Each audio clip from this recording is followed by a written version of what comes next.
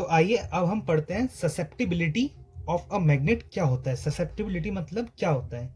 Susceptibility का हम definition देखें तो वो है sensitivity of a material towards magnetic field is known as susceptibility. मतलब एक मैग्नेटिक मटेरियल जो है वो मैग्नेटिक फील्ड के लिए कितना सेंसिटिव है, उसी फिनोमेना को हम ससेप्टिबिलिटी कहते हैं। इसे हम रिप्रेजेंट करते हैं इस सिंबल से, इसे हम कहते हैं काय। तो जो ससेप्टिबिलिटी है वो दो चीजें बताती है, एक तो मैग्नीट्यूड और एक पोलैरिटी किसी मैग्नेटिक मटेरियल की। मैग्नीट्यूड से क्या पता चलता है, स्ट्रॉन्गनेस ऑफ इन्फ्लुएंस, मतलब जो मैग्नेटिक मटेरियल है वो मैग्नेटिक फील्ड से कितना इन्फ्लुएंस हुआ है, उसे हम मैग्नीट्यूड ऑफ ससेप्टिबिलिटी कहते हैं। और किस डायरेक्शन में मैग्नेटाइज हुआ है उसे हम कहते हैं पोलैरिटी। तो पोलैरिटी देता है डायरेक्शन ऑफ मैग्नेटाइजेशन और मैग्नीट्यूड देता है strongness of influence. For example, जैसे गोल्ड का ससेप्टिबिलिटी होती है माइनस की 3.5 इंटू 10⁻⁻5। तो गोल्ड एक डायामैग्नेटिक मटेरियल है, तो ये मैं आगे बताऊंगा क्या होता है। तो ये जो है इसकी नेगेटिव पोलैरिटी है और इसका जो ये मैग्नीट्यूड है 3.5 इंटू 10⁻10 वो 10⁻⁻5 वो स्ट्रॉन्गनेस ऑफ इन्फ्लुएंस बता रहा है कि कितना इन्फ्लुएंस हुआ है। और ये जो नीचे वाली है +2 इंटू 10⁻2 ये फेरोमैग्नेटिक मटेरियल की होती है। तो इसमें ये जो प्लस है ये बता रहा है कि किस डायरेक्शन में हुआ है, और ये जो 2 इंटू 10⁻2 है ये बता रहे कितना हुआ है। तो हमें साफ साफ दिख रहा है कि जो ये नीचे वाला है वो काफ़ी अच्छे से काफ़ी स्ट्रांगली इन्फ्लुएंस हुआ है, क्योंकि 2 इंटू 10⁻2 इससे कई ज़्यादा बड़ी वैल्यू है। और जो ये पोलैरिटी अगर हम देखेंगे तो ये जो नीचे वाली है, नीचे वाली मैग्नेट के डायरेक्शन में ही पोलैरिटी इसकी मैग्नेट के डायरेक्शन में ही आई है, क्योंकि ये पॉजिटिव है। डायरेक्शन ऑफ मैग्नेटाइजेशन मतलब ये है कि किस डायरेक्शन में वो मैग्नेटाइज हुआ है। तो जो नीचे वाला है इसमें प्लस क्या है, तो मतलब मैग्नेट के जो पोल्स हैं उसी डायरेक्शन में ये मैग्नेटाइज हुआ है। लेकिन जो ऊपर वाला है इसमें नेगेटिव है, तो इसका मतलब ये अपोजिट डायरेक्शन में ये मैग्नेटाइज हुआ है। तो देखिए ये एक मैग्नेट है जो एक्सटर्नल मैग्नेटिक फील्ड में रखा हुआ है, जिसकी मैग्नेटिक फील्ड इंटेंसिटी H है, जो कि इस डायरेक्शन में ऑब्वियसली नॉर्थ से साउथ की तरफ होती है।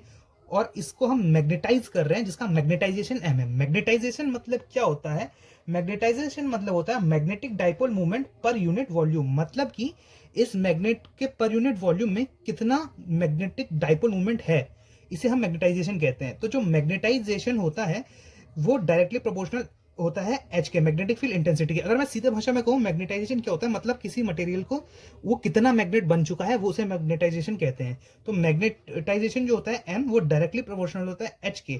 तो जब हम इस प्रोपोर्शनलिटी के साइन को हटाते हैं तो एक साइन लगाते हैं ये वाला, तो इसी साइन को हम कहते हैं ससेप्टिबिलिटी, जो कि है काय।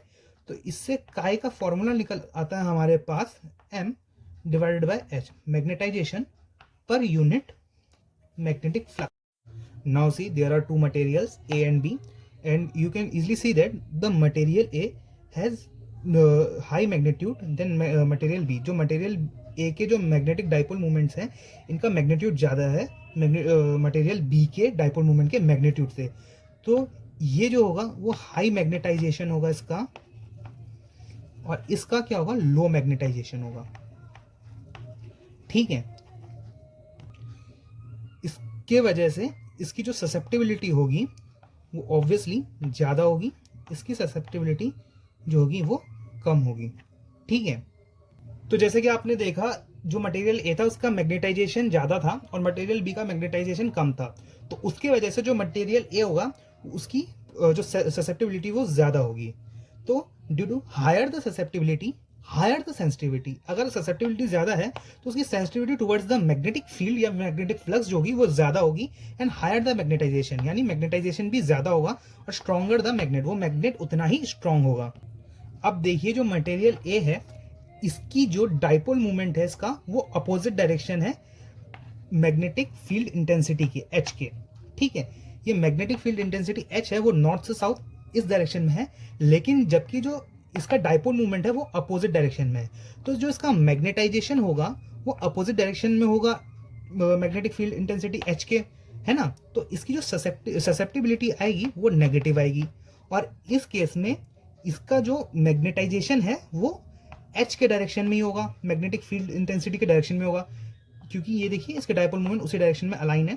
तो देयरफॉर जो इसकी ससेप्टिबिलिटी होगी वो पॉजिटिव होगी। अब इस देखिए इसका कंक्लूजन क्या आता है। इसका कंक्लूजन ये आया कि जो जैसे अगर ससेप्टिबिलिटी स्मॉल एंड पॉजिटिव हुई तो जो मटेरियल का डाइपोल मूवमेंट होगा वो स्मॉल होगा और सेम डायरेक्शन में होगा। काई इज लार्ज एंड पॉजिटिव, अगर जो ससेप्टिबिलिटी वो लार्ज है और पॉजिटिव है तो लार्ज डाइपोल मूवमेंट होगा और सेम डायरेक्शन में होगा।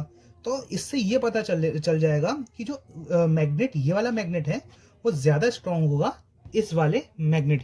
अब अगर जो ससेप्टिबिलिटी होगी वो स्मॉल होगी और नेगेटिव होगी तो जो डाइपोल मूवमेंट होंगे वो स्मॉल होंगे और मैग्नेटिक फील्ड इंटेंसिटी के अपोजिट डायरेक्शन में मैग्नेटाइज होंगे। तो मतलब जो डाइपोल मूवमेंट होगा वो स्मॉल होगा और अपोजिट टू द एच होगा मैग्नेटिक फील्ड इंटेंसिटी।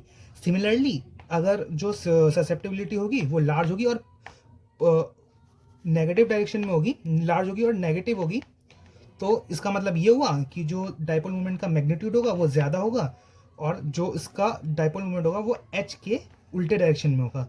तो यानी इसमें मैग्नेटाइजेशन इसमें तो ज़्यादा होगा बट अपोजिट डायरेक्शन में होगा। तो ये देखिए जो ससेप्टिबिलिटी है वो दो चीज़ें बताती है, एक तो क्वालिटी ऑफ मैग्नेटिक मटेरियल की मैग्नेटिक मटेरियल की क्वालिटी क्या है और मैग्नीट्यूड ऑफ मैग्नेटाइजेशन, तो उसका मैग्नेटाइजेशन कैसा है, मतलब वो कितना मैग्नेटिक प्रॉपर्टी अपने अंदर इंड्यूस्ड करवा सकती है।